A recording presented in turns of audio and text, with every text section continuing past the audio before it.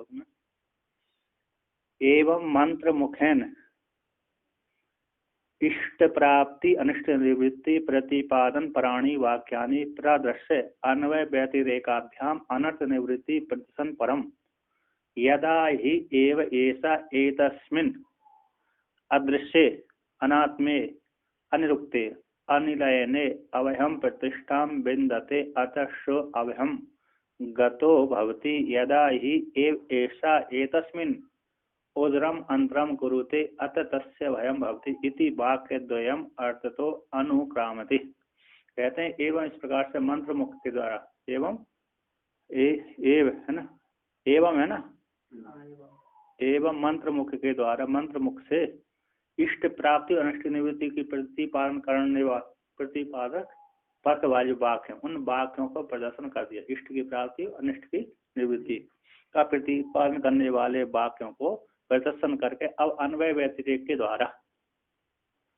अनर्थ की निवृत्ति को प्रदर्शन कर, अनर्थ की निवृत्ति को प्रतिपादन करने वाले वाक्य को यहाँ पर कहते हैं। तो कहते हैं यदा जिस काल में ऐसा साधक, यदा जिस काल में ऐसा साधक है, ये तस्मिन इस परमात्मा को, वो परमात्मा का स्वरूप है अदृश्य, इंद्रियों का विषय नहीं बनता, दृश्य प्रेक्षण धातु है ना, देखने अर्थ में, ज्ञान अर्थ में होती है। तो ये ना दृश्य थी अदृश्य, ऐसे अदृश्य परमात्मा जीव इंद्रिय का विषय नहीं है। अनात्म में नाम रूप से रहित है, दृश्य कर दिया रूप से रहित, और अनात्म बोल दिया नाम आदि से रहित है। अनिरुक्ते वाणी का वो विषय नहीं है। उक्ति यानी कथन करना, निरुक्त यानी न निरुक्ति थी अनिरुक्त, जिसका वाणी के द्वारा कथन नहीं किया जा सकता। निलयने अनिलयने, निलय बोलते आधार, किसी न किसी, हम जिस पृथ्वी के ऊपर बैठे हैं, हमारी पृथ्वी आधार, किंतु उस परमात्मा को कोई आधार नहीं है। अब हम सभी को भय से रहते हो, न भयती अभय, ऐसे जो परमात्मा, ऐसे परमात्मा को प्रतिष्ठा को बिंदती ऐसा साधिका, ऐसा जिस काल में विद्यावस्था में, विद्यावस्था में जब अपने आत्मस्वरूप से परमात्मा को जान लेता है, तो वह साधक इस अभय पद को प्राप्त हो जाता है, अभय स्वरूप में प्रतिष्ठित हो जाता है, स्थित हो जाता है। अतः इसके अनंतर सो अभयम गतो भवति, इसके अनंतर इस प्रकार से जब जान लेता है साधक, तो अभय वाला, अभय प्राप्त वाला वो हो जाता है, यानी अभय स्वरूप की प्राप्ति उसको हो जाती है। फिर कहीं भी, चाहे शरीर को लेकर के अथवा परलोक संबंधी को लेकर के, उसको भय की प्राप्ति नहीं होती।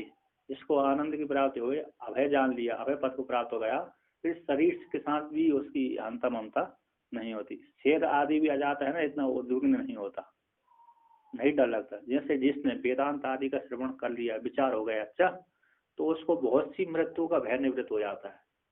शरीर में जब कष्ट हो जाता है तो शरीर में कष्ट होता है, लेकिन फिर भी वहां पर वेदांत श्रवण करने वाले को थोड़ा अंतर पड़ता है। वहां पर कहता है जब कष्ट होता है ना, तो कहता है ये तो शरीर का धर्म है, अंतःकरण के धर्म है, मेरे धर्म नहीं है, फिर भी सहन इस प्रकार से सहन करता है। जो आधार रहित है, तो कैसे, किस आधार से उसका हम जान सकते हैं? जो सब नेति नेति के दो प्रकार से परमात्मा को जानने के लिए, एक विधि मुख से जो कुछ दिख रहा है वो परमात्मा का स्वरूप है, परमात्मा से इधर कुछ नहीं है, ये विधि मुख हो गया। एक निषेध मुख हो गया, ये आत्मा नहीं है, ये आत्मा नहीं है, ये आत्मा नहीं है, शरीर आत्मा नहीं है, इंद्रिय आत्मा नहीं है, पंचभूत आत्मा नहीं है। पंचभूत कह देने सारे रूप का अभाव हो गया। हमारे दृष्टि में आ रहे हैं ये आत्मा नहीं है, हमारी दृष्टि में जो नहीं आ रहा स्वर्ग आदि के लोग सुख, वो भी आत्मा नहीं है।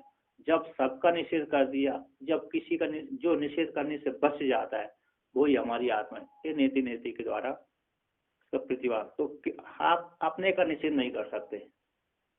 हम अपने को कैसे जाने? तो इस निषेध करके जान के मैं कैसा हूँ, श्रुति के माध्यम से आना। श्रुति ने हमारे स्वरूप को वर्णन किया है, प्रतिपादन किया है। मैं असंग हूँ, निर्व्यापक हूँ, परिच्छिन्नता से रहित हूँ, कूटस्थ हूँ, ब्रह्म हूँ, आत्मा हूँ, सभी की सत्ता हूँ। आप अपनी जो सत्ता जानते ना, मैं हूँ, तो मैं में निर्विशेष परमात्मा आता है। मेरा जो अस्तित्व है वो मेरा अस्तित्व कैसा है? असंग, कूटस्थ, परब्रह्म परमात्मा, व्यापक है, अपरिच्छिन्न है। इस प्रकार का उसका स्वरूप है। सत स्वरूप, ज्ञान स्वरूप, आनंद स्वरूप है। इसी परमात्मा से जगत की उत्पत्ति हुई है। इस प्रकार से उसको चिंतन करेंगे तो एक है कि कभी दीर्घ काल तक चिंतन करेंगे तो ये वृत्ति बन जाती है। जब वृत्ति बन जाएगी, वो वृत्ति बन जाने पर दृढ़ बोध हो जाता है उसी। ये तो पहले श्रवण किया, श्रवण के कारण परोक्ष ज्ञान हुआ, अब इस परोक्ष ज्ञान को अपरोक्ष ज्ञान में बदल रहे हमको। असंग हूँ, कूटस्थ हूँ, निर्विकार हूँ, मेरे में कर्ता नहीं है, भोक्तापन नहीं है। जो भी कर्तापन भोक्तापन है वो शरीर के धर्म है। जन्म मृत्यु शरीर के धर्म है, सुख दुख मन के धर्म है, वो भूख प्यास प्राण के धर्म है। ये षड उर्मियां होती हैं। ये 6 उर्मियां मेरे में नहीं है, ठीक ना। इनसे परे में हूँ। अन्नमय कोश में नहीं हूँ, प्राणमय कोश में नहीं हूँ, मनोमय कोश में नहीं हूँ, विज्ञानमय कोश में नहीं हूँ, आनंदमय कोश नहीं हूँ। जो जागृत अवस्था कौन है, इन 5 कोशों से परे में आत्मा हूँ। जागृत अवस्था मेरी नहीं है, स्वप्न अवस्था मेरी नहीं है, सुषुप्ति अवस्था नहीं है। जागृत अवस्था में जिसने ज्ञान किया भाई, उसी ज्ञान जिसने जागृत अवस्था में जाना सभी को, वही व्यक्ति स्वप्न में जाकर के जानता है, वही व्यक्ति फिर सुषुप्ति में जाकर के जानता है। इन तीनों अवस्थाओं से परे वो परमात्मा है। हाँ, निषेध कर दे। हाँ, वहाँ पर वो याद करो। तीर्षु धामसु यद भोग्यम भोक्ता भोगस्य यद भवेत् तेभ्य विलक्षण साक्षी चिन्ह मात्र हम सदा शिवा। एक कैवल्य उपनिषद में वर्णन किया। तीर्षु धामसु जागृत स्वप्न सुसुप्ति, भोक्ता भोग और ज्ञान, भोग का ज्ञान है। भोग ने भोक्ता हो गया, भोग हो गया, भोग का ज्ञान हो गया। तीसु धामसु यद भोग्यम भोक्ता भोग से तेव विलक्षण, इन तीनों से त्रिपुटी से विलक्षण है, चिन्ह मात्र है, वो सदस्य वो मैं हूँ। इस प्रकार से स्वरूप का वर्णन किया है यहाँ पर। अब आप कहते हैं यदा जिस काल में ये साधक है इस परमात्मा में, कहते हैं एक तस्मिन परमात्मा उद्रम अंतरम कुरुते, थोड़ा सा भेद कर लेता है। उद्रम में किंचित मात्र जब भेद कर लिया, मैं अलग हूँ परमात्मा अलग है, इतना ही भेद कर देने से उसको जगत की भय की प्राप्ति हो जाती है। तो कुरुते अतः तस्य भयम भवति, ऐसे साधक को भय की प्राप्ति हो जाती है। जो परमात्मा उद्रम थोड़ा सा ही भेद कर ले उसको भय की प्राप्ति होती है। तो इस वाक्य द्वय को अर्थ से पढ़ते हैं। तो कहते हैं यहाँ पर प्रतिष्ठाम बिंदते स्वस्मिन् यदा स्याद् अतसो भया कुरुतेऽस्मिन्नन्तरं चेद अत तस्य भयं भवेत्। कहते हैं प्रतिष्ठाम बिंदते स्वस्मिन् यदा स्याद् अतसो भया, जिस कारण जिस विद्या अवस्था में ऐसी परमात्मा स्वरूप प्रतिष्ठा को जब प्राप्त कर लेता है वो ऐसा साधक है, तो उसी काल जिसके अनंत जब प्रतिष्ठा में अपने आत्म स्वरूप में अनलय परमात्मा स्वरूप है, अदृश्य परमात्मा अनात्मा स्वरूप, जो अनात्म रूप परमात्मा में जब अपनी प्रतिष्ठा को अपने स्वरूप में अवस्थित हो जाता है जिस काल में विद्यावस्था में, अतः इसका अंतर है अभय पद को प्राप्त हो जाता है। ऐसा जो साधक अभय परमात्मा को प्राप्त हो जाता, अभय स्वरूप वाला हो जाता है। जिस काल में वो अपनी आत्मा में प्रतिष्ठित हो जाता है, उसी काल में वो अभय पद को प्राप्त हो जाता है, अभय स्वरूप वाला हो जाता है, ब्रह्म बन जाता है। ब्रह्म तो पहले से ही था किंतु जीव मान लिया था, फिर जब अपने स्वरूप में अवस्थित हो जाता उसी काल में फिर उसको संशय ही नहीं रहता कि मैं ब्रह्म नहीं हूँ, मैं जीव हूँ, इस प्रकार की कभी भ्रांति उत्पन्न नहीं होती।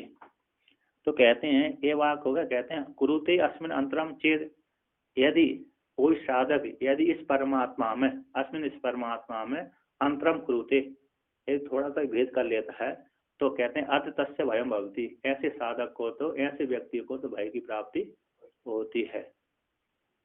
अब टीकाकार इसका अर्थ करते हैं प्रतिष्ठा में थी अस्यायम अर्था, इस श्रुति एक श्रुति दो वाक्य हैं श्रुति के, अन्वय व्यतिरेक, अन्वय और व्यतिरेक के द्वारा उसका अर्थ करते हैं। इसका इस श्रुति का ये अर्थ है, कहते हैं यदा यस्मिन् काले, जिस काल में ही इति विद्वत प्रसिद्धि प्रदर्शन परो निपात है एव इति अयम एव अनर्थ निवृत्ति उपाय न अन्य इति नियमनार्थ। कहते हैं ये निश्चित रूप से विद्वानों में प्रसिद्ध है, विद्वानों में प्रसिद्ध है। इति विद्वत प्रसिद्धि को प्रदर्शन करने वाले ही शब्द निपातन किया गया। निपात एव है ना, निपात एव इति अयम एव, यह ही अनर्थ की निवृत्ति का उपाय एंड साधन है। इसी प्रकार का ज्ञान, न अन्य इति, दूसरा कोई अनर्थ की निवृत्ति का उपाय एंड साधन नहीं है। इसी वेदांत वाक्य के द्वारा, वेदांतों के वाक्य से, वेदांत ज्ञान से, ब्रह्म ज्ञान से अनर्थ की निवृत्ति होती है।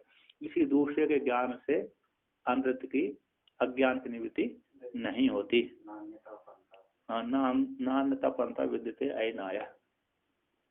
तो कहते हैं ऐसा मुमुक्षु मुमुक्षुर एतस्मिन् विद्वद अनुभव गम्य अदृश्य इंद्रिय अगोचरे अनात्मीये स्वरूपतया स्वकीय रहिते। कहते हैं ऐसा है मुमुक्षु साधक है एतस्मिन् परमात्मा में, विद्वानों के द्वारा अनुभव गम्य उस परमात्मा में है। वो परमात्मा कैसे अदृश्य है, इंद्रिय का विषय नहीं है। इंद्रिय अगोचर, इंद्रिय का जो विषय नहीं है, गोचर बोलते हैं विषय को, गो यानी इंद्रिय जिस चरण करती है, जिसमें विषय जिनमें विचरण करती है उसको गोचर बोलते हैं। तो ऐसे इंद्रिय के विषय से रहित परमात्मा में, अनात्म आत्मीय से रहित है ना, अनात्मीय जो मिथ्या आदि है, आत्मीय स्व आदि है, उनसे रहते। स्व के कई अर्थ होते, चार, आत्मा आत्मीय, ठीक है ना, ऐसे आत्मा आत्मीय है, आत्मीय आदि से रहता है, अपने स्वरूप में अवस्थित रहता है। कहते हैं स्वरूपतया, स्वरूपतया रूप से अवस्थित है। स्वकीयत्व रहस्य, स्वकीयत्व जो संबंधी आदि होते हैं, स्व धन बंधु बांधव, सो हो गया। सो के चार अर्थ कौन कौन से हैं? हाँ, बंधु बांधव होगा, आत्मा आत्मीय बंधव। हाँ, तो ये तो ज्ञाति बंधव और आत्मीय, इनको छोड़ करके स्व है, ऐसे स्वरूप परमात्मा में जो अवस्थित हो जाता है। अनुरुक्ते निरुक्तम है निर्वचनम शब्दन अभिधानम यत्र नास्ति तद अनुरुक्तम तस्मिन। कहते हैं निरुक्त का, अनुरुक्त का लक्षण अर्थ किया, निरुक्त में निर्वचन, जिसका वचन किया जाता है उसको निरुक्त कहते हैं। शब्द के द्वारा जिसको कहा जाए उसको निरुक्त कहते हैं। ऐसे जिसमें, यत्र जिसमें शब्द की गति नहीं है उसको अनुरुक्त कहते हैं। तद अनिरुक्तम तस्मिन, ऐसे परमात्मा में अनिलयने, निलयते अस्मिनिति निलयन यानी आधार, निलय बोलते हैं आधार। कहते हैं निलयने यानी निलीयते अस्मिन, जिसमें लीन हो जाता है, जिसमें बैठ जाता है, अवस्थित हो जाता है। ऐसे निलयन आधार जिसका नहीं है, सब उसका अनिलयन। ऐसे जिसका आधार नहीं है, कोई ऐसे परमात्मा का आधार नहीं है, उसको क्या बोलते हैं? अनिलयन। तस्मिन, ऐसे स्वमहिमा में स्थित रहता है। ऐसे आधार से रहित परमात्मा कहाँ रहता है? स्वमहिमनि, अपनी महिमा में अवस्थित रहता है। ऐसे परमात्मा में जो जान लेता है तो अभय को प्राप्त हो जाता है। कहते हैं अभयम, अभयम का अर्थ करते हैं अभयम इति अद्वितीयम, द्वितीयाद्वयी भयम भवति, श्रुति आती है, छांदोग्य बृहदारण्यक की श्रुति है, द्वितीयाद्वय भयम भवति, जो द्वैत देखता है उसको द्वैत से भय की प्राप्ति होती है। इति श्रुति से भय शब्द के द्वारा अत्र यहाँ पर भय का हेतु भेद लक्ष्यते, न विद्यते भयम भेदो यथा भवति तथा प्रतिष्ठा प्रकर्षण संशय विपर्य राहित्यन स्थितिर ब्रह्म अहम अस्मि इति अवस्थानं प्रतिष्ठां ताम विन्दते गुरु उपसत्यादिना श्रवणादिकम कृत्वा लभते। तो कहते हैं भेद कैसे हो गए? यथा भवति, भय का हेतु उसमें लक्षित नहीं होता है कि नहीं, भय का हेतु भेद लक्षित है। न विद्यते, जिसमें भेद, अयम भयम न विद्यते, ये भयम भेद, जिसमें वो अभय को प्राप्त हो जाता है। यथा भवति, जिस प्रकार से होता है उसी प्रकार से प्रतिष्ठा को प्राप्त कर लेता है। तो प्रतिष्ठा कहते हैं प्रकर्षण संशय विपर्य आदि से रहित हो जाने से अपनी प्रतिष्ठा को प्राप्त कर लेता है। स्थिति, अपने स्वरूप में स्थित हो जाता है, मैं ब्रह्म हूँ, इस प्रकार की स्थिति अपनी स्थिति में अपने स्वरूप में अवस्थित हो जाता है। ब्रह्म हम अस्मिति इति अवस्थान प्रतिष्ठा, ऐसी जो प्रतिष्ठा, उस प्रतिष्ठा को प्राप्त कर लेता है कौन? साधक। ऐसा मुमुक्षु साधक किसके द्वारा करता है? बोलते हैं गुरु सत्य आदि के द्वारा, गुरु उपासना आदि के द्वारा। गुरु के पास रहेगा, नजदीक में रहेगा, श्रवण करेगा, वेदांत श्रवण करेगा, मनन करे, निध्यासन करेगा, उस निध्यासन करने के अनंतर उसको प्रतिष्ठा को प्राप्त कर लेगा। कहते हैं गुरु उपसत्ति आदि के द्वारा गुरु की नजदीक सन्निधि में रह करके श्रवण आदि को करके लभते उस प्रतिष्ठा को अभय पद को प्राप्त कर लेता है। अत कहते इसके अनंतर तदानीम सा एवं विद्वान भयम भय रहता मोक्ष रूपम अद्वितीयम ब्रह्म गथा प्राप्तो भवति। कहते उसी काल में, जिस काल में उसने अभय प्रतिष्ठा को प्राप्त कर ली, उसी काल में ही सब विद्वान ऐसा एवं विद्वान अभय भय से रहते मोक्ष रूप अद्वितीय परमात्मा को प्राप्त हो जाता है। अद्वितीय ब्रह्म गता प्राप्त भवति, प्राप्त हो जाता है। श्रुति उसी में कहती है ब्रह्मवेद ब्रह्मैव भवति, ब्रह्म को जानने वाला ब्रह्म हो जाता है। इस श्रुति से कहते हैं अब जो भेद करता है उसके विषय में कहते हैं। अब कहते हैं यदा यस्मिन् एव काले एष पूर्वोक्त एतस्मिन् अदृश्यादि गुणे के प्रत्यक अभिन्न ब्रह्मणि, जिस काल में ऐसे साधक कोई व्यक्ति इस परमात्मा अदृश्यादि गुण वाले परमात्मा प्रत्येक अभिन्न परमात्मा ब्रह्म में उदिति निपातो, उद यहाँ पर उद्रम, वहां पर आया उद्रम अंतरम कुरुते, तो उद्रम आया तो उद यहाँ पर निपात है। उद्रम इति निपातो अपि शब्द अर्थ है। उद्रम इति निपातो अपि शब्द का अर्थ है अरम उद्रम आरम है श्रुति में जो आया, श्रुति में आया ना, एतस्मिन् उद्रम अंतरम उद अरम अंतरम कुरुते, श्रुति वाक्य में। अरे जो प्रतिष्ठा के ऊपर की जो मति है ना, लास्ट में संशय वाक्य में मति के ऊपर जो श्रुति आती है, तो एतस्मिन् उदरम अंतरम कुरुते है ना। देखो नीचे से 1 2 3 4 5 6 7 8 9 10 11 12 13, नीचे से 13वीं पंक्ति 492 पे पृष्ठ पे, नीचे से 13वीं पंक्ति ले, हाँ शुरू में।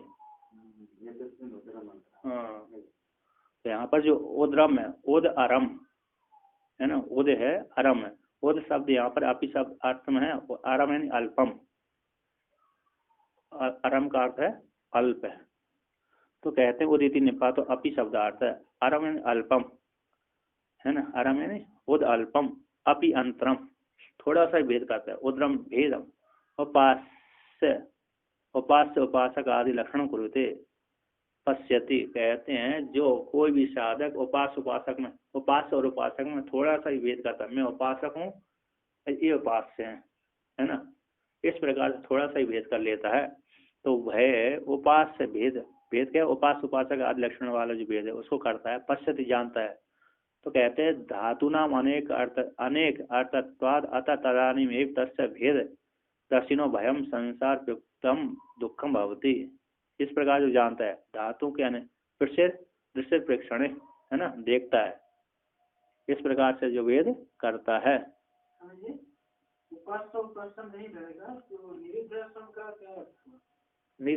देवभूता देवान अप्यति, देवता होकर के देवता को प्राप्त करते हैं। पहले हम इसी शरीर में देवता भाव हो जाते, तब देवता को प्राप्त करते हैं। हमको भेद मिटाना है, हमको फल, यदि फल चाहिए, हमको लौकिक फल चाहिए तो भेद रखने की जरूरत है वहाँ पर, हाँ भेद मिटाने की जरूरत नहीं। मैं उपास हूँ, ये उपास्य है, ईश्वर हमारे उपास्य हैं, हम उपासक हैं। तो फल, जिसको लौकिक फल चाहिए और जिसको पारमार्थिक फल चाहिए, ब्रह्म स्वरूप फल चाहिए, तो वहाँ पर मैं उपास्य हूँ ब्रह्म उपास्य, ये भेद नहीं रखना है। जो ब्रह्म है वो मैं ही हूँ, इस प्रकार का निर्ध्यासन करना है। जो ब्रह्म दिख रहा है, गणेश भी, आप चाहे गणेश की उपासना करो, चाहे विष्णु की उपासना करो, चाहे राम की उपासना करो, वो राम मैं ही हूँ, वो विष्णु मैं ही हूँ, वो शिव मैं ही हूँ। यदि आपने शिव अलग है, मैं अलग हूँ, विष्णु अलग है, मैं अलग हूँ, तो बहुत भेद हो गया वहाँ पर, आप अभी चिंतन नहीं हुआ, वहाँ पर आपको लोक विशेष की फल की प्राप्ति होगी। अब यहाँ पर वो विष्णु जो दिख रहा है वैकुंठ में, वो मैं ही हूँ, इस प्रकार से चिंतन करोगे, चाहे मंत्र का जाप करो, चाहे किसी का जाप करो, ध्यान लगाओ उसका, तो आप व्यापक ही विष्णु हो जाओगे। व्यापक ही विष्णु, जो विष्णु का स्वरूप है वो आपको प्राप्त हो जाएगा, है कि नहीं। यदि विष्णु अलग है, मैं अलग हूँ, तो आप विष्णु लोक में जाओगे, और विष्णु लोक में आकर के वहां के भोगों को भोग कराओगे, भोगने के पश्चात पुनः इसी लोक में आना पड़ेगी। विवेक चूड़ामणि ऐसा है कि वही तो दुर्वासना से आप पार हो जाए, शिष्य ऐसा बोलता है। तो दुर्वासना भी बोला है। द्वैत दुर्वासना है, धर्म भी वासना पूर्ण पाप है और पुण्य भी पाप ही है। पाप तो पाप है ही, पुण्य भी पाप है। क्यों? जन्म का हेतु है, दोनों ही जन्म के हेतु हैं। तो आप जहाँ जहाँ पर भेद ईश्वर की उपासना करेंगे भेद पूर्वक, वहां पर द्वैत आएगा। किंतु जहाँ पर भेद हटा दिया आपने, देवता के साथ भेद अभेद कर लिया, तो अद्वैत हो जाएगा। किसी भी आप निर्गुण का चिंतन करेंगे तो वहां पर वो ब्रह्म में ही हो, इस प्रकार से चिंतन करना ही पड़ेगा। आपको निर्विशेष आत्म सुख की प्राप्ति करना है तो यदि हमको भेदपूर्वक ही लोक विशेष में जाना, भोग भोगना है, तो फिर भेद चलेगा, उसमें उपास उपासक भेद चलेगा, अद्वैत नहीं होगा। फिर वहां पर द्वैत ही आएगा, है क्या नहीं? तो द्वैत से फिर लोक विशेष ही आता है। तो कहते हैं जो उपास उपासक आदि भेद लक्षण को करता है इस प्रकार से, तो उसको भय की प्राप्ति होती है। धातु नाम अनेक अर्थत्व, धातुओं को पश्यति जानता है ना, कुरुते पश्यति देखता है, कुरुते का अर्थ करता है पश्यति कर दिया, तो जानता है, इस प्रकार देखता है। धातुओं का अनेक अर्थ होने से तथा आता इसके अंतर तथा नहीं उसी काल में तस् ऐसे साधक को, भेद दृष्टि वाले साधक, भेद देखने वाले साधक को वह्यम एन संसार प्रयुक्त दुखम भक्ति, संसार से प्रयुक्त संसार वाला दुख प्राप्त हो जाता, अतः जन्म मरण की प्राप्ति उसको होती बनी ही रहती है, वो मुक्त नहीं होता जो भेद करके उपासना करता है। तो यही दुख है नहीं? ईश्वर की किसी राम कृष्ण की आप उपासना करोगे तो खैर उपासना काल में तो दुख होगा, भविष्य में भली सुख हो जाए, है कि नहीं? उपासना काल में तो हमें ब्रह्मचर्य का पालन करना पड़ेगी हमको। जिस काल में हम उपासना कर रहे हैं राम कृष्ण विष्णु आदि शिव की, उस काल में तो ब्रह्मचर्य को धारण करना पड़ेगी, तो उस काल में तो कष्ट है ही है। किंतु भविष्य है ब्रह्मचर्य का पालन करेंगे तो उसमें तो आनंद, शारीरिक कष्ट होगा उसमें। आप इंद्रियों को इधर नहीं जाने दे रहे, इंद्रिय कह रही है कि मैं इस रूप को देखूं, अन्न भोग भोगूं, और आपने ब्रह्मचर्य धारण कर लिया, विषय वस्तु आपके सामने आए, नहीं कर पाते उसके साथ संबंध, है कि नहीं? तो एक मन में गिलानी होती है, तो कष्ट वहां पर अनुभव होता, कष्ट होता है, कष्ट होता है। लेकिन जब अभ्यास हो जाता है ना तब नहीं, अभ्यास हो गया तो वो बात अलग है। एकाग्रता में आनंद होता है। नहीं, शुरू में जो तपस्या की जाती है कष्ट ही होता है, फिर बाद में अभ्यास बन जाता है, कष्ट हो जाता है, उसमें आनंद आने लगता है ना। इस कष्ट को नहीं देखता वो, उसमें जिस साधना कर रहा है उसमें रस आने लगता है, उसमें रस आने के कारण इस कष्ट को दब जाता है ना? जैसे हम ये है ना, गेरू वस्त्र पे सबसे पहले चढ़ाएंगे थोड़ा रंग चढ़ेगा, जब उसको 2-3 बार चढ़ाएंगे तो गहरा चढ़ता जाएगा। तो सफेद पूरा पहले तो एक बार चढ़ाया तो सफेद दिख रहा था, वो 2 बार 3 बार चढ़ाया तो सफेद रंग चला ही, सफेद उसका कपड़े के वस्त्र का रंग था, वो दब जाता, पूरा ही दब जाता, दिखता ही नहीं है। उसी प्रकार शुरू में कष्ट हुआ, इसके पश्चात फिर हमको उसमें आनंद आने लगा जिसकी साधना कर रहे थे, इसको भूल जाते हैं। और वैसे ही जो पंचाग्नि विद्या आदि करते हैं, अग्नि ताप सेवन करते हैं, कठोर तप करते हैं, क्या उनको कष्ट नहीं होता?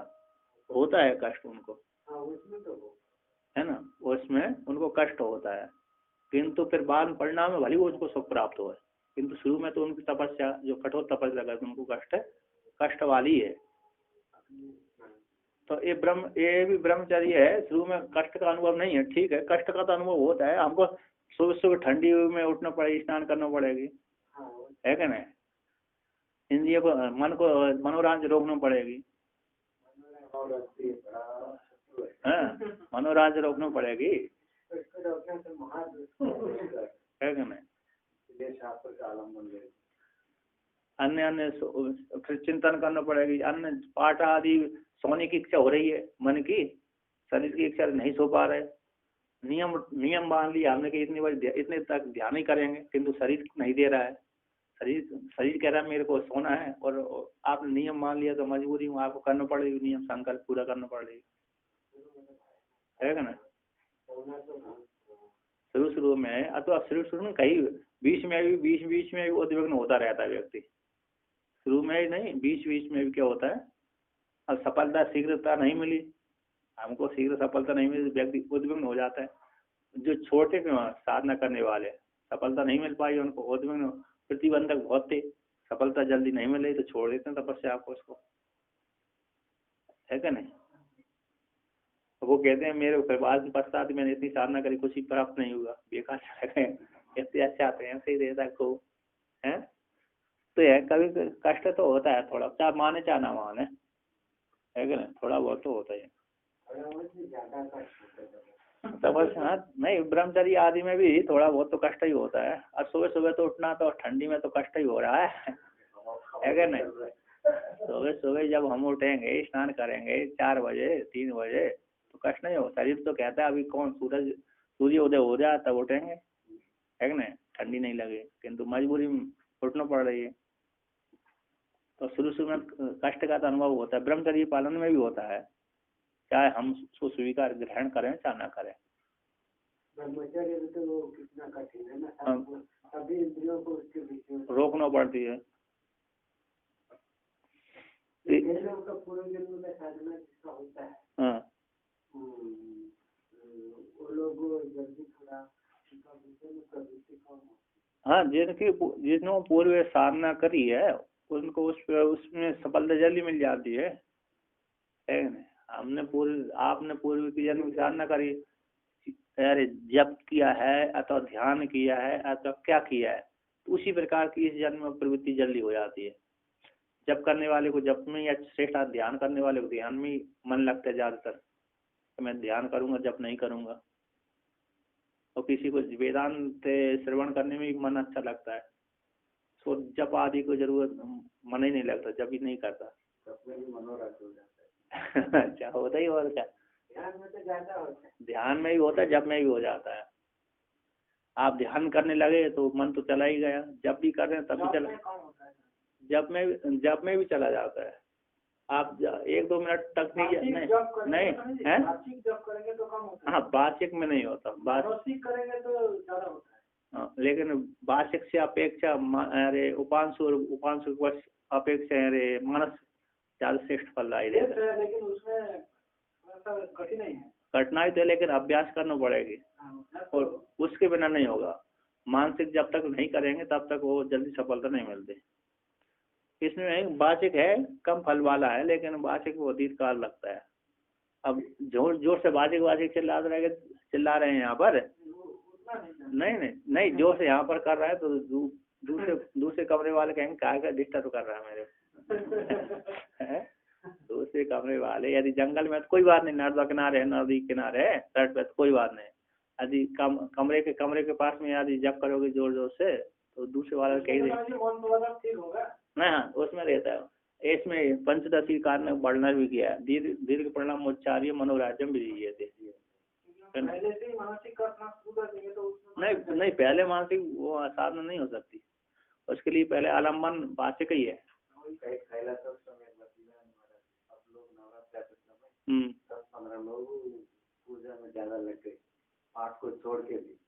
उस समय बताया, देखो बहुत लोग महात्माओं का अनुभव है कि जब पूजा आदि में पहले जब करेंगे ना, नया नया लगता है, उस समय मन लगता है, जब वो कंठस्थ हो जाएगा फिर वो आपको एक तरफ मंत्र बोलते रहेंगे, आपका मन दूसरी तरफ चिंतन करते रहेगा। इससे बेहतर आप लोगों को सूत्र कंठस्थ करो। मैं लिख के देता हूँ कि 100% आपको आई हूँ सूत्र से। काशी में अभिषेक भी होता है, महापुण्य सब, हर एक अक्षर मंत्र है, मन इधर उधर जाने का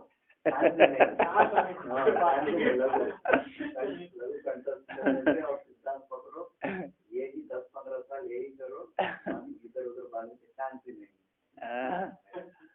उनका प्रेरणा भी है और सब अनुभव नहीं और को देखे, यदि जो जाप ही करने लगे ना, ऐसे बैठने लगे तो पढ़ाई भी छोड़ देंगे वो तो जपी तपी गपी से विद्या नहीं आता है। जपी को तपी को इनको विद्या नहीं आती।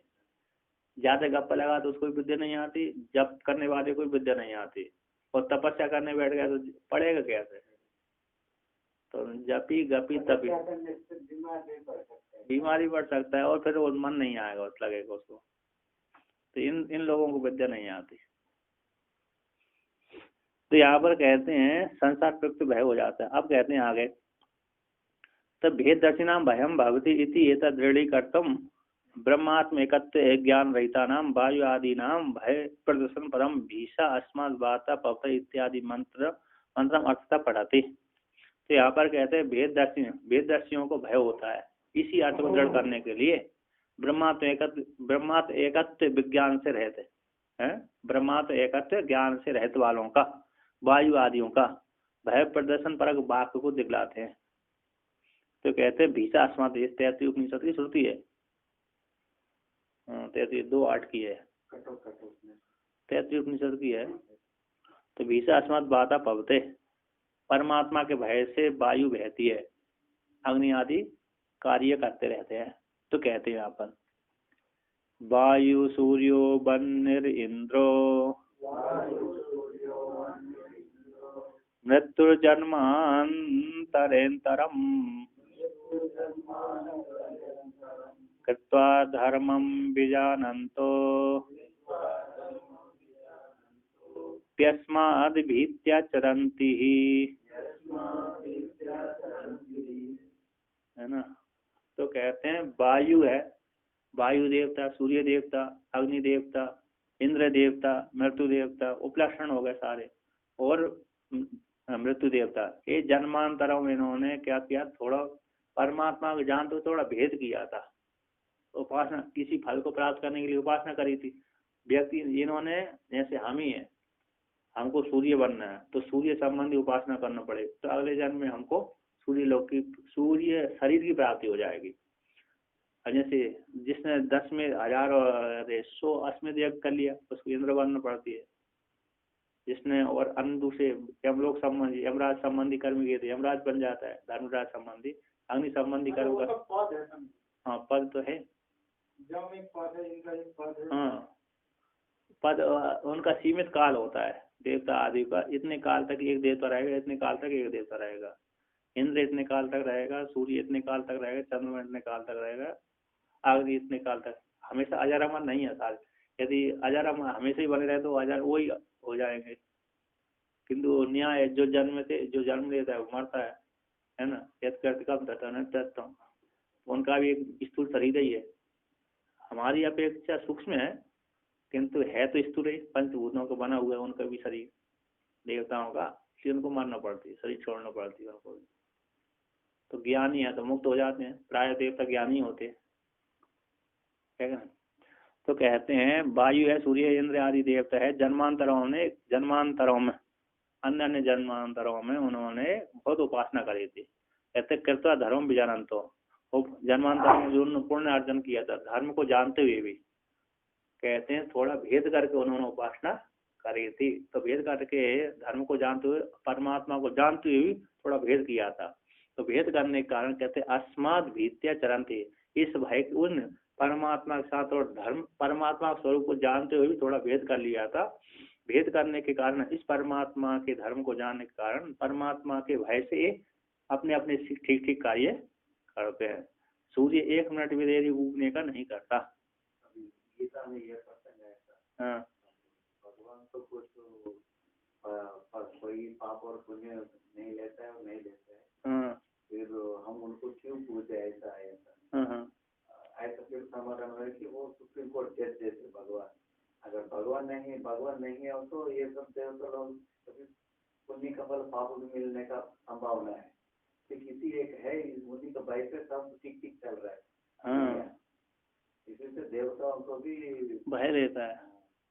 देवता आप सूर्य भगवान 1 मिनट की देर नहीं करते, चंद्रमा भी 1 मिनट की देर नहीं करता। हाँ जैसे कभी कभी कोई ऋषि शराब दे देता है सूर्य भगवान को, आज सूर्य उगे भी नहीं, तो उसकी वाणी के अनुसार सूर्य उगता ही नहीं है।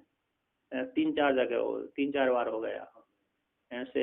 एक स्त्री जो मांडुक है, मांडव ऋषि के साथ एक स्त्री, नर्मदा नाम की एक स्त्री थी, उसने श्राप, उसने कह दिया, मांडव ऋषि ने कह दिया तुम्हारा पति जिसको लेकर जा रही वेश्या के पास और सूर्योदय होते ही मर जाएगा। तो उसने कहा सूर्य आज से उदित ही नहीं होगा। नहीं, वो तो अपने पति को कंधे पे बिठा करके वेश्या के यहाँ ले जा रही थी वो। हाँ, वो कौन की माँ है?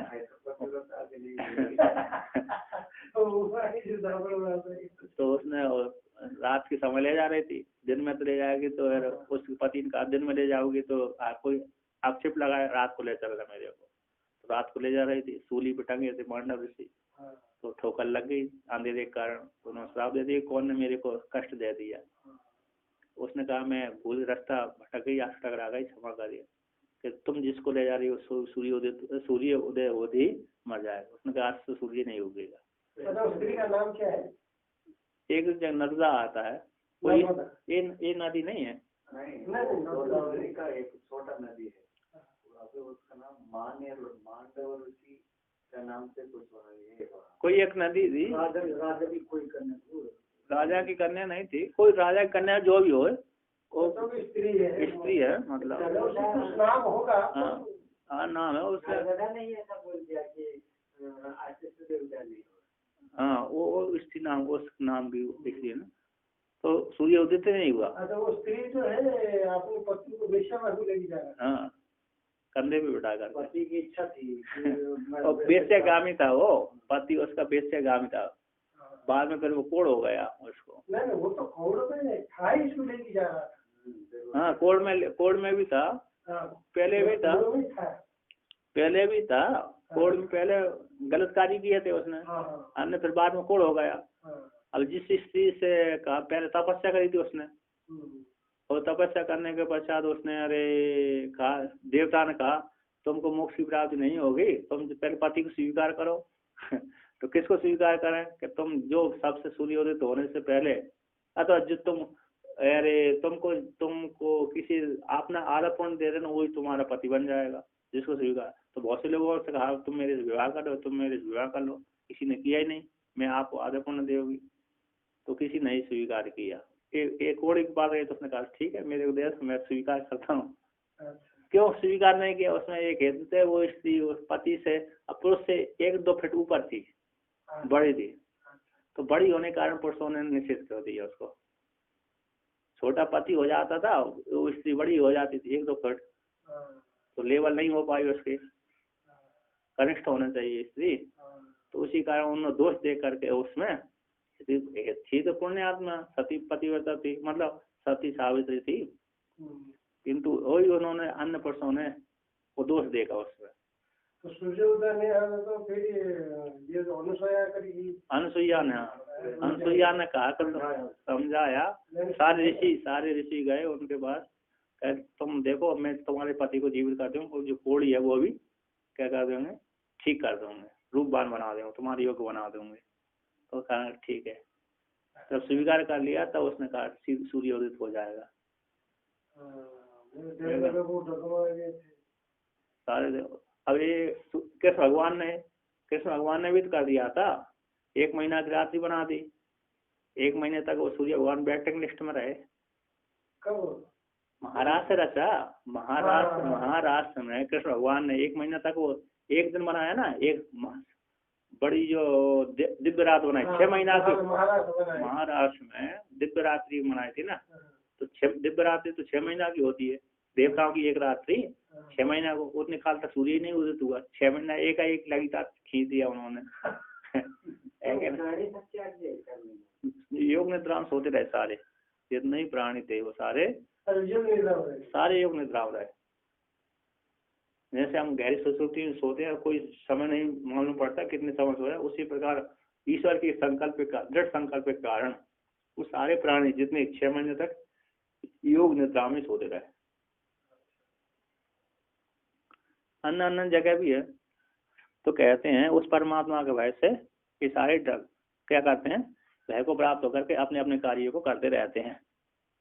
तो ठीक है, कार्य यहाँ पर कहते हैं वायुवादय हो जगन नियामकत्वेन प्रसिद्ध पंचापी देवता अतीति जन्मनि धर्म धर्मम इष्टापूर्तादि लक्षणम विजानन्तोपि ज्ञानपूर्वकम अनुष्ठितवन्तो अपि अंतरम प्रत्यक ब्रह्मणोर भेदम कृत्वा अस्मात् ब्रह्मणो भीत्या अस्मिन् वायवादि जन्मनि चरन्ति स्व व्यापारेषु सदा प्रवर्तन्ते। कहते हैं जो वायु आदि 5 जगत के नियामक है रूप से प्रसिद्ध 5 देवता है। वायु है, इंद्र है, सूर्य, अग्नि और मृत्यु देवता। ये 5 प्रधान है। इनको ये जगत के ऊपर शासन करने वाले हैं। इन्होंने 5 देवता अतीत काल में, भूतकाल में, यानी पूर्व के जन्मों में धर्म किया था। इन्होंने इष्टापूर्त आदि लक्षण वाले धर्म को किया था, अनुष्ठान किया था। तो लक्षण को धर्म इष्टपूर्त आदि लक्षण वाले धर्म को जानते हुए भी, जानते ज्ञान पूर्वक अनुष्ठान करने वाले ये 5 देवता, जानते हुए भी अनुष्ठान करने वाले भी अंतरम प्रत्येक ब्रह्म और भेदम कृत्वा, इन्होंने प्रत्येक जो ब्रह्म है उसके साथ भेद करके अनुष्ठान किया। इस प्रत्येक आत्मा के साथ इनको भेद करके अनुष्ठान, यदि भेद अभेद करके चिंतन कर मुक्त हो जाते, अभेद करके यदि चिंतन करते तो क्या हो जाते, मुक्त हो जाते। कहते हैं अपि अंतरम प्रत्येक ब्रह्मणोर, प्रत्येक जो ब्रह्म उस ब्रह्म के साथ भेद को करके इन्होंने धर्म का अनुष्ठान आदि किया था और धर्म का फल उनको ये पद की प्राप्ति हो गई। तो कहते हैं भेद को करके अस्माद ब्रह्म, इस ब्रह्म भेद किया इसी हेतु से, भेद किया इसी हेतु से उन पद की प्राप्ति हो गई। पद की प्राप्ति हो जाने का भेद के कारण इस ब्रह्म के भय से अश्विन वायु आदि जन्म उनको पूर्व जन्म किया तो इस जन्म उनको वायु आदि लोक की, वायु आदि शरीर की प्राप्ति हो गई। कहते अश्विन वायु आदि जन्म में चरंती, वो विचरण करते रहते हैं। वायु आदि शरीर को प्राप्त करके वो विचरण करते हैं। तो कहते हैं स्व व्यापार, अपने अपने व्यापार में पद में प्रतिष्ठित होकर के सदा परिवर्तन थे, परमात्मा के भय से अपने अपने व्यापार को अच्छी प्रकार से निर्वहन करते हैं।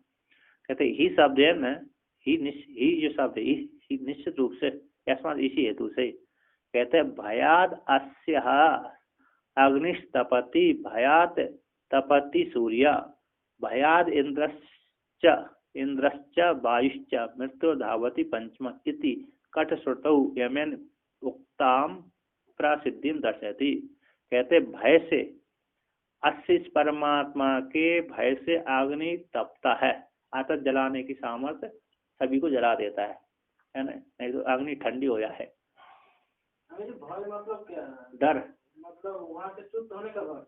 डर, आप जैसे आप उठोगे नहीं तो आपको कोठारी यहाँ से भगा देगा, मतलब उस काम से चुप कर देगा वो, है कि नहीं। जैसे हमको भी भय है कि नहीं, आरती में नहीं जाएंगे, पूजा में नहीं जाएंगे, सेवा नहीं करेंगे तो आश्रम वाले निकाल देंगे। तो भय के कारण हम क्या करते हैं, ठीक समय कार्य करते हैं। तो जैसे भय, जैसे हम लोगों को भय, उसी प्रकार परमात्मा का भय इन देवताओं को है। तो कहते हैं इस परमात्मा के भय से अग्नि सभी को जलाने की सामर्थ्य, सभी को जलाता रहता है, जो जलाने की योग्य वस्तु है, दाहक शक्ति है, उसमें जलाने की शक्ति है। और कहते हैं भयात तपति सूर्य, सूर्य भगवान उसके भय से सभी को प्रकाश देता है और तपन करता है, तपाता है।